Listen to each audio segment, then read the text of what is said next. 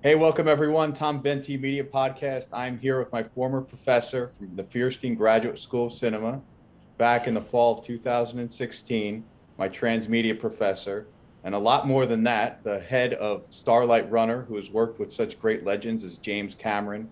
He's worked on such great productions as Avatar and Pirates of the Caribbean. He's worked with big brands like Coca-Cola, and he's also worked with governments around the world to bring out messaging and transmedia messaging more specifically. So I'm really excited to still be in contact with Mr. Gomez, and I'm very thankful that he is here with us today. So welcome, Professor Emeritus Jeff Gomez, Starlight Runner. You're a fine student, Tom. I remember you well. Thanks. So, I, as we talked about off the call, recently in the news, big shock, not only in the media world, but in the business world in general. Netflix, after 10 years of building up their subscriber base, has now taken a huge hit. Many people don't even know if they're going to come back from this, which is remarkable considering how popular they were. What's your take? Does Netflix rebound? And if so, how do they go about doing that? Yeah, we have to put things into perspective. The one thing that we should all know right off the bat is that Netflix is fine.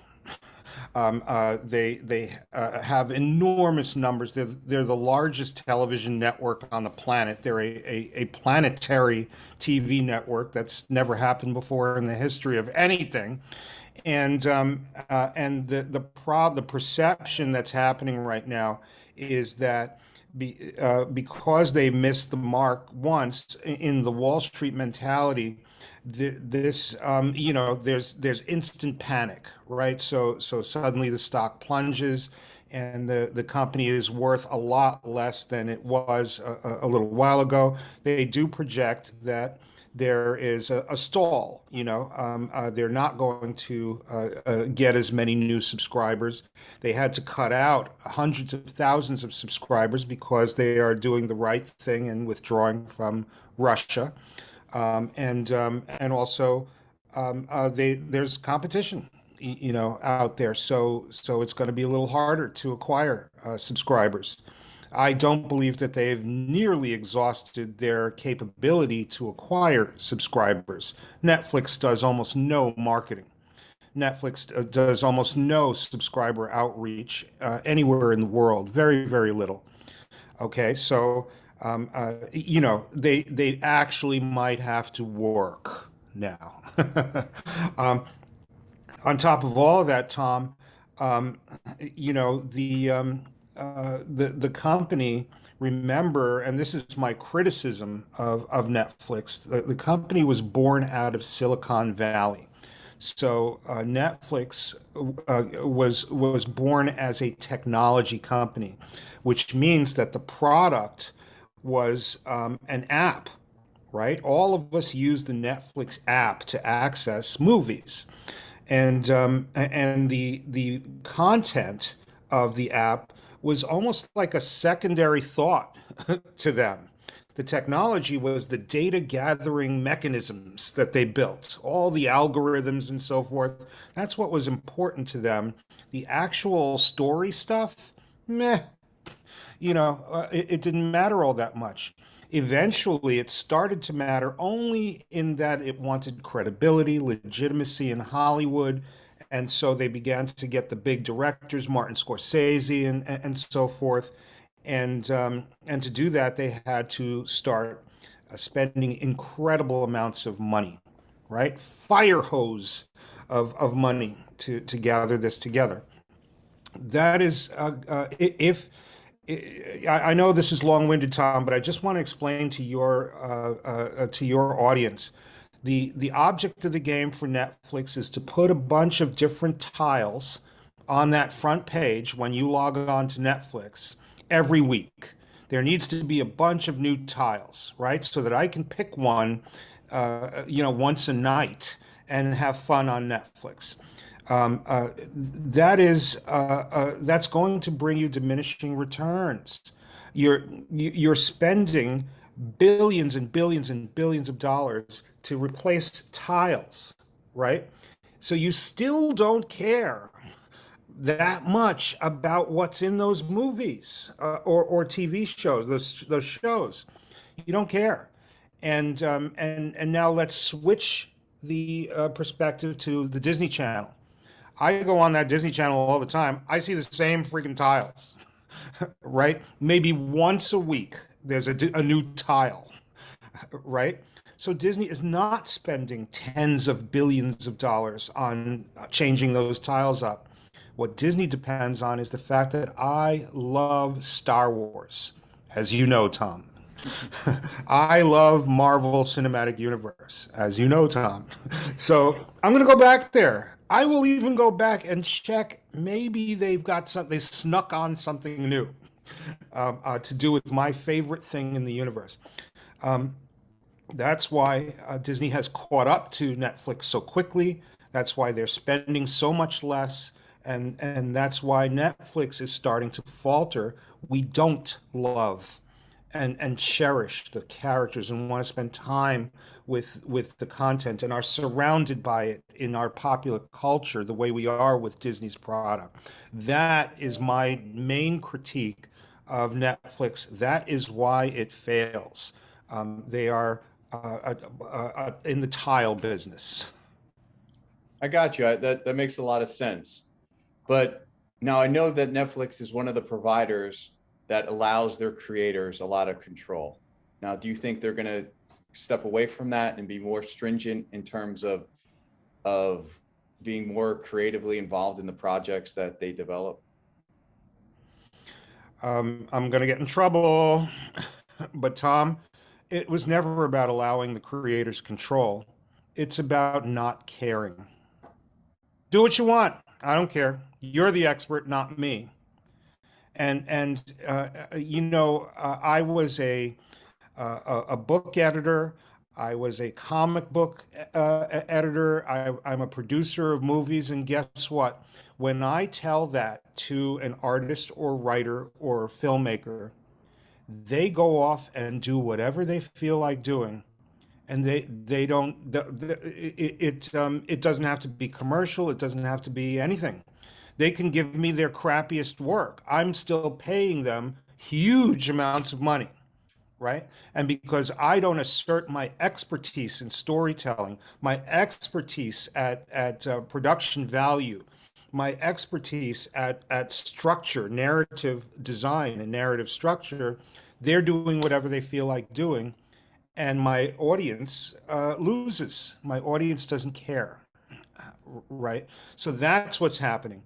Netflix has to switch out of the mentality of, I give you carte blanche, do whatever you feel like doing, to, hey, let's create engaging, long lasting characters and stories and franchises that are going to stand the test of time.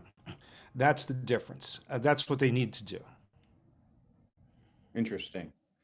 Got it. So let's transition now to what you're working on. And I see you have the Ultraman hat Mhm. on. You're wearing that today, which is cool. So why don't you tell us a little bit about Ultraman and how the project's coming along? Sure. I developed a reputation for being able to work with the movie studios and with filmmakers and video game developers so that the worlds that they're building are richer and deeper and able to operate across different media platforms, what we call, Tom, transmedia storytelling. So this notion of world design and storytelling across multiple platforms is not just limited to how cool your science fiction or magic is, or even how complex the storylines are as they unfold across these different media. They have as much to do with engaging fans.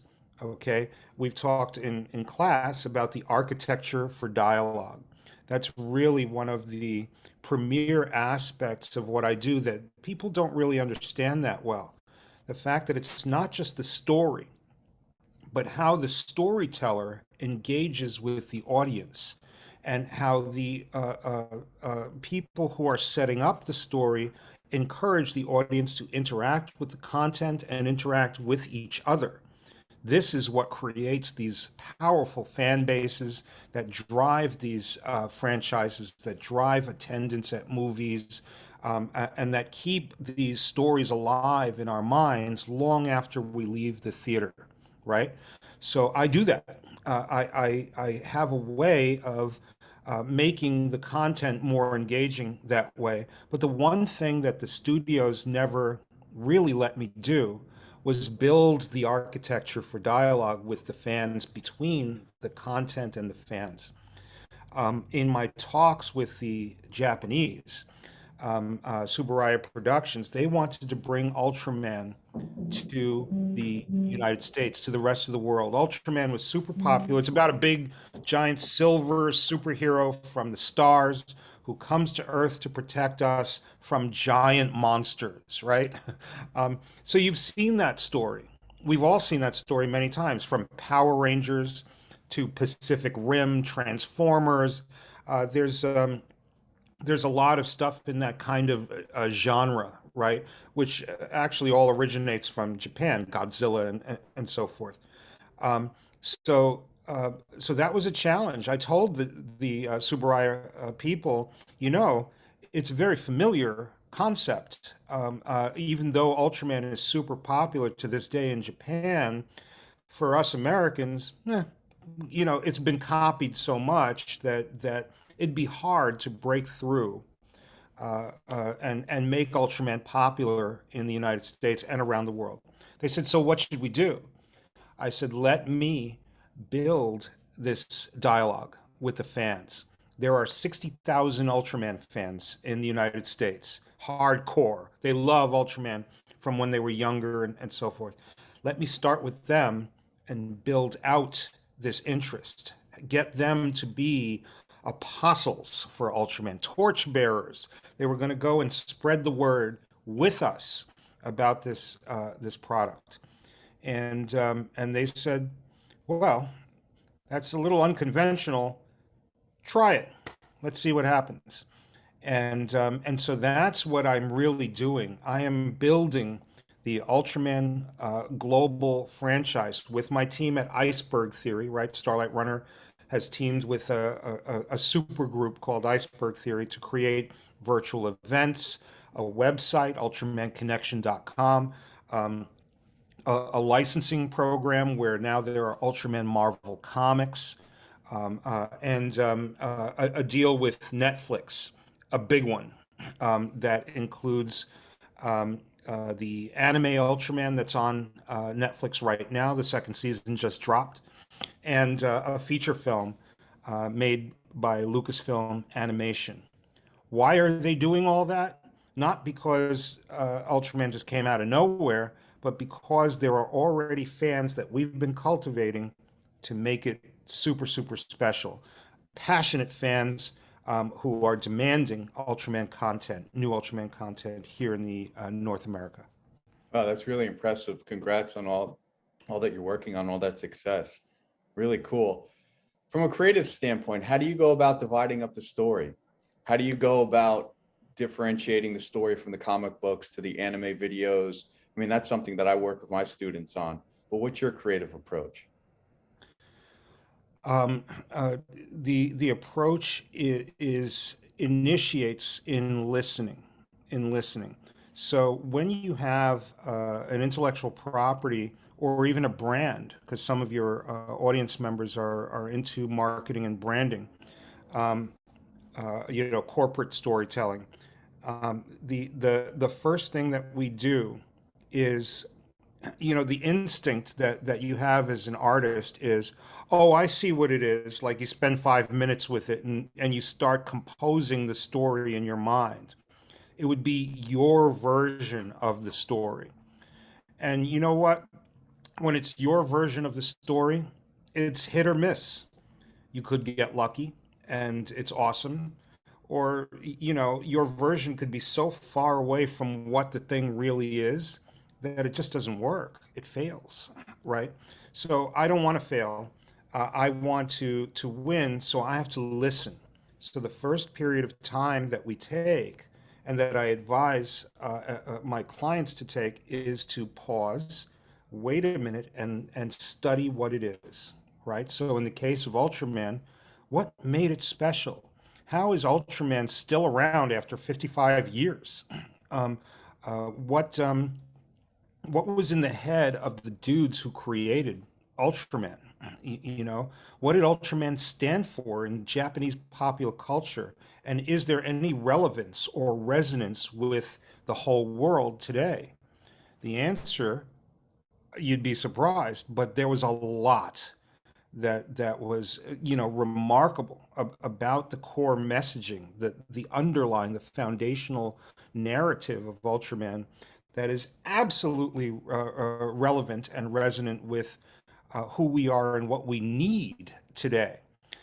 Once you have that, Tom, it becomes easy to tell stories because then you get good contemporary storytellers.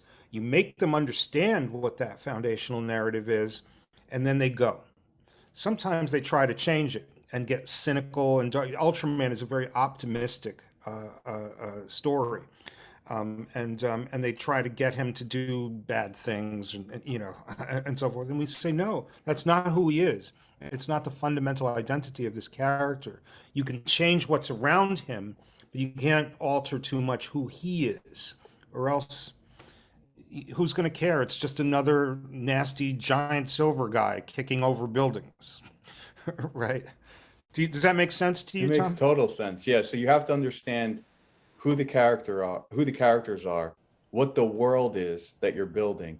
And once you have a solid foundation, then you can work within that, but you can't change it because if you change the foundation, the house falls, I guess.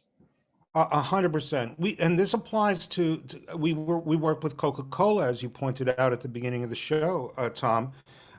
So we were supposed to tell this giant mythic animated series of commercials and a campaign, a worldwide campaign for Coca-Cola. And they said, so what's your idea? And we said, well, wait a minute, who are you? And they said, well, we're Coca-Cola. What else do you need to know? And I said, I need to know a lot. I need to know a lot. I need to know the story of how Coca-Cola was originated and why. Why do we remember the Coca-Cola Santa Claus? The Coca-Cola I Teach the World to Sing, these incredible classic commercials. What do they all have in common?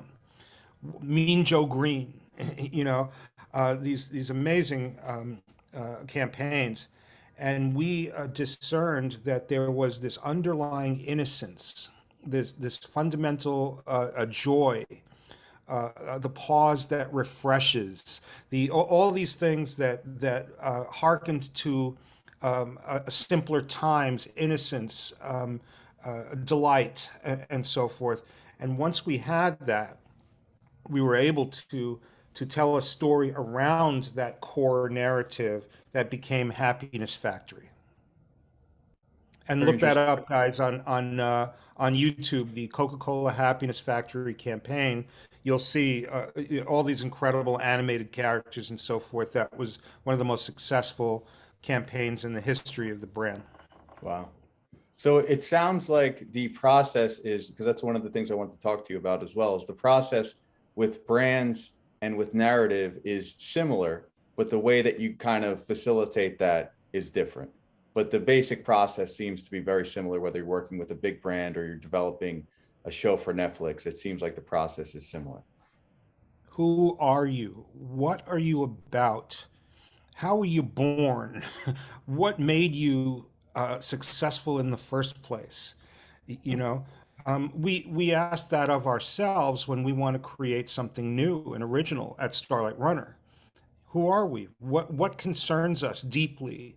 What resonates with our childhood and yet can be projected forward in our lives and the lives of our audience?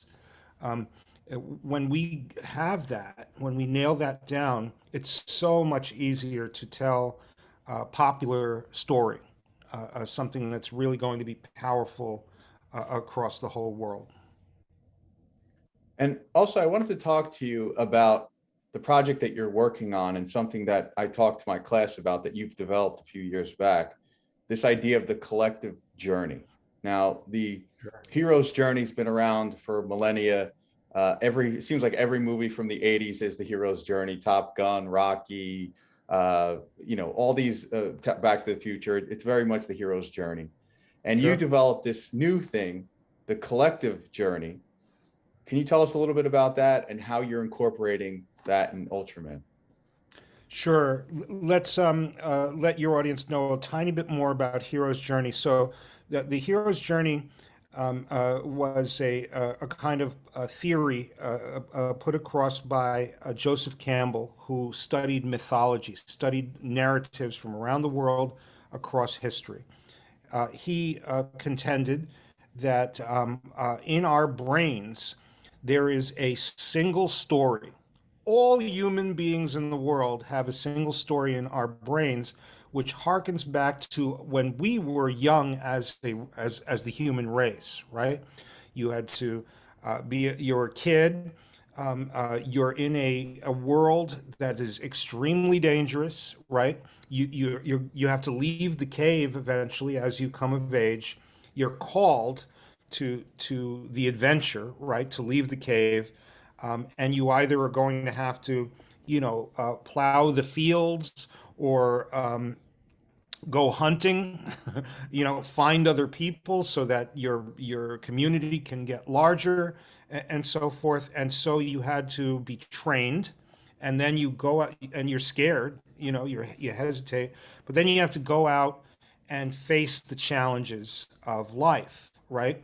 And some of them back then were very, very dangerous. So there was a very direct conflict-oriented narrative, a circular narrative where you overcame your antagonists, you got the treasure that you needed, whether that was meat or to defeat a neighboring tribe or what have you, and you came home with the treasure that you provided to the community so that the community can survive.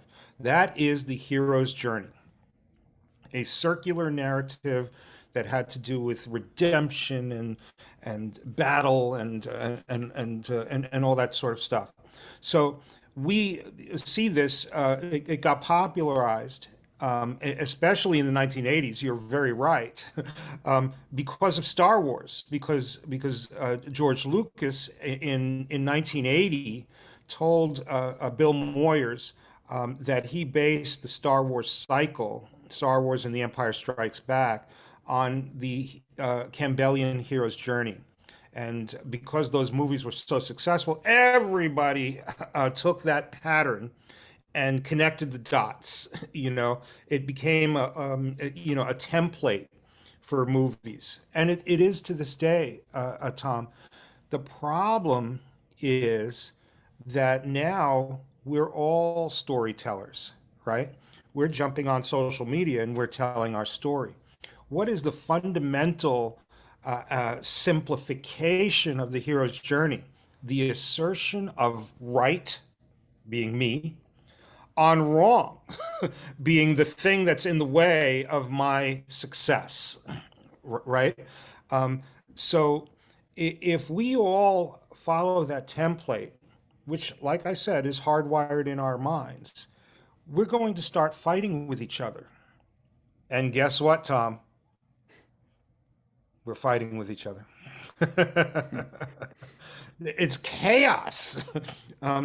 Social media is out of control, and the polarization that is resulting from all of this kind of I'm the hero of my story and you are the villain if you don't agree with exactly what I say.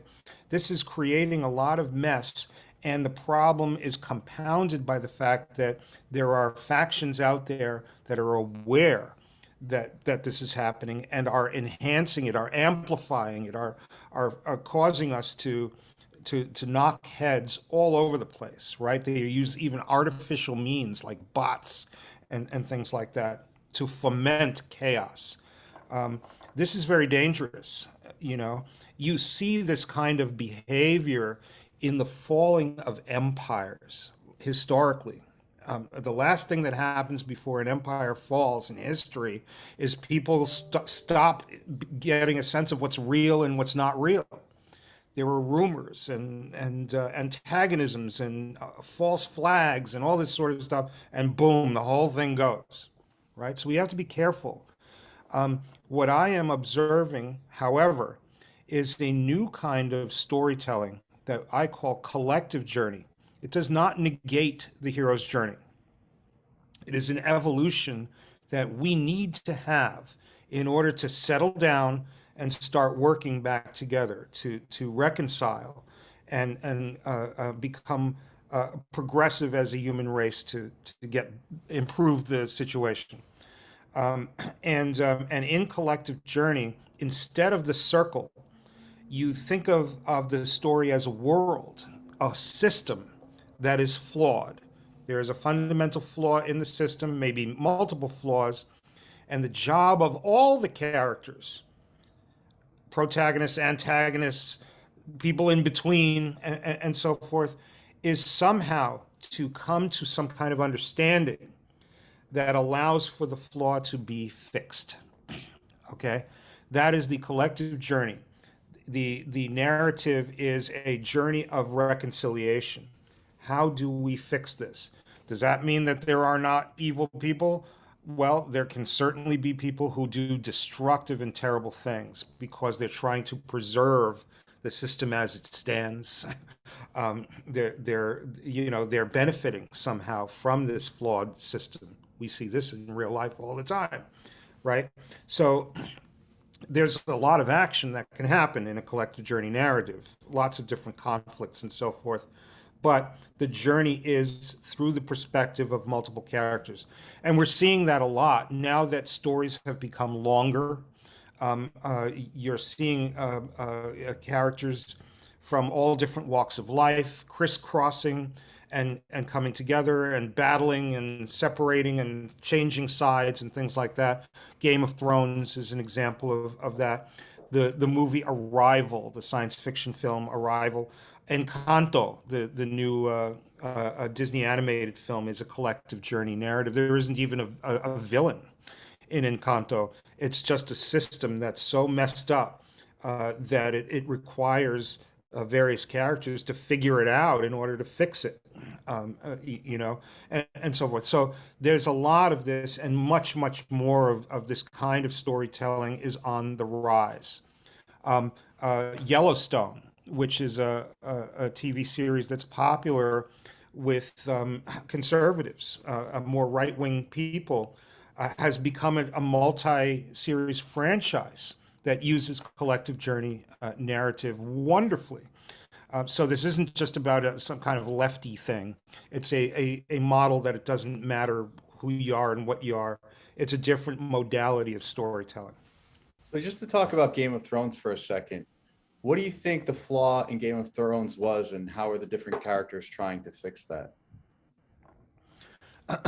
So here you had a world which was actually quite sophisticated and studied. George R. R. Martin is an excellent world builder, and you had a situation where the struggle for resources, like in our world, caused all of these kingdoms, the seven kingdoms, to start being at odds with each other, conflicted. But as a result of this ongoing conflict, which runs for hundreds of years, there's a big problem in the north, right? Winter is coming, right? So that symbolizes a tremendous flaw in that system. If we don't fix this flaw, that wall is going to come down. And it doesn't matter whether you're good, bad, rich, or poor, you're going to get wiped out. That's it. So there's a literal problem that's going to happen, but the mythic flaw, the symbolic flaw, is that our selfishness, our greed, our inability to pay attention to our natural environment is fomenting a tremendous problem that's going to wipe us all out. So everything rotated around that central issue. Now, I'm not saying that Game of Thrones is a perfect narrative as a TV series. They messed up a little at the end because they kind of started breaking their own rules, and you know, they were in a rush to wrap it up. But for the most part, it's like a masterpiece for the most part, because you saw how these characters mixed and matched and attempted to ultimately reconcile enough to stop what was happening, and put the pause button on long enough to go, all right, we're really fucking up. Sorry. We've got to fix this. And at least it ended where there's that chance that something could be repaired. That's really interesting. Now, in terms of the flaw of a world, like I'm working on a project and it deals with both the spiritual and the real world. I mean, the real world that we live in is so flawed. Do you think that that could be the flaw in the world? Just, you know, if you put on the news, you see horrible things happening. I mean, is that enough of a flaw, or does it have to be a little bit more It's not enough. manufactured? It's not enough. So here's what I would recommend to you, Tom, and to anyone who is dealing with this sort of thing. You have to pick your battle, you know, and you don't just pick it by looking at the world and seeing what the most horrible thing is. You know, that could lead to a kind of generic approach. So what you have to do again is to look inside yourself, Tom. What were the blockages? What were the issues that were the greatest challenge that you personally ever faced? And you have to go way back. I'm not talking about getting through college. I'm talking about when you were a kid, and the world was a big and complicated place. And even if your childhood was relatively cool and fine, there had to have been points that you felt truly and deeply challenged. Think about what that was, what happened, um, and um, and how is that resonant with what's going on in the world? You know, you have to find that passion that's going to push you through a lot of hard work. And for most of us, those passions lay in our primordial brains, how we formed as children and started approaching adolescence, right? Those initial traumas, you know, they were caused by something, and guess what? The whole world experienced that same damn thing. You know, it's one specific aspect of the human experience. I need you then to bring it forward, right? Um, you know, just to simplify, from my perspective, I had enormous difficulty with my dad. We were the most opposite people in the universe, and that created a lot of friction, tension, and fear, you know, and an inability to communicate. And so I grow up now, and I look back at that, and it still gives me a little twinge, a little regret, and so forth. What can I do to make it easier for us to communicate with each other, particularly with authority figures and so forth? How can I make it easier? What's the bridge that can relieve other children from that distress and so forth? Well, if I connect people and help them learn how to reconcile, you know, help to rearrange the way that we communicate so that we're not knocking heads with each other, then I'll feel fulfilled. It's almost like I'm solving my own problem by solving a problem that the world is facing. It's a very specific problem. Do you see what I'm saying, I Tom? do. Yes. It's called resonance. It's like echoes and so forth, vibrations across time that amplify and help me to do something that I would never have dreamed to be able to do work with James Cameron, work with big governments, work with Coca-Cola. It's crazy, but it's an amplification of some fundamental issues that I had as a child, and an effort to resolve them.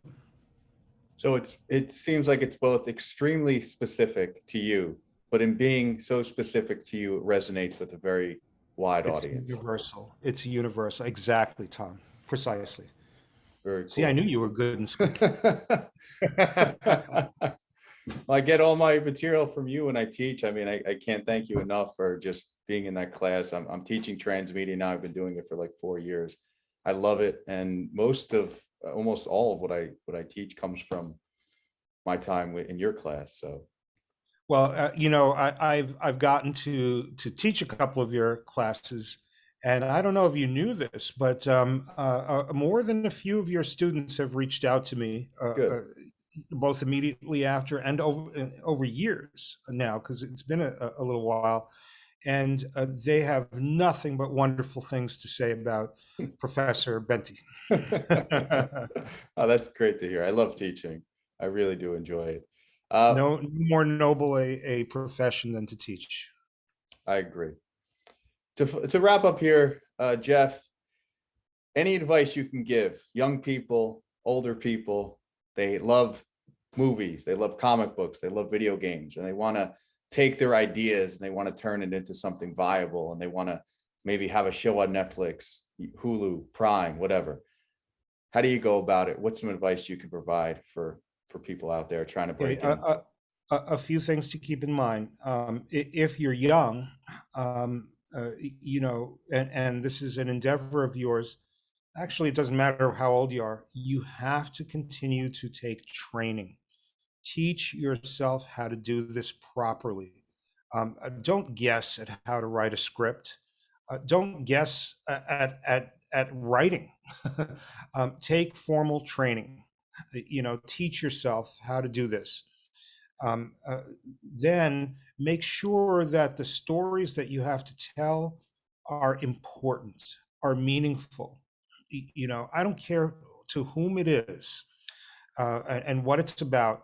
It has to be deeply meaningful. So it's not your version of Batman. It's not a copy of something else except the way you would do it.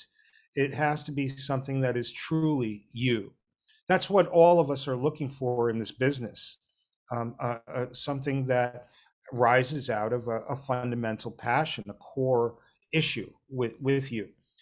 Um, uh, then, um, and perhaps most importantly, finish what you're working on. Finish what you're working on. The difference in all my students between the ones who get A's and then go on to great success, or even the ones who don't get A's but who go on to success, is the fact that in class they finished their work. There was a true sense of completion, and so I'm shown portfolios a lot, and I go, hey, this drawing doesn't seem finished. And they go, yeah, but I like the way it looked, so I put it in there even though it wasn't done. No good. No good. If I'm hiring you, I need you to finish stuff. Even if it's not the greatest thing in the world, it still has to be done because we have deadlines. We have Netflix tiles to fill. So finish it. The last piece of advice, Tom, is to cultivate your social media. When in the business right now, and this is and both the entertainment industry and corporate business. When we hear about somebody new, what do we say? We no longer say, "Show me their resume." No, we go, "Send me the links." What links are those? The links to their social media. So I'm going to go look.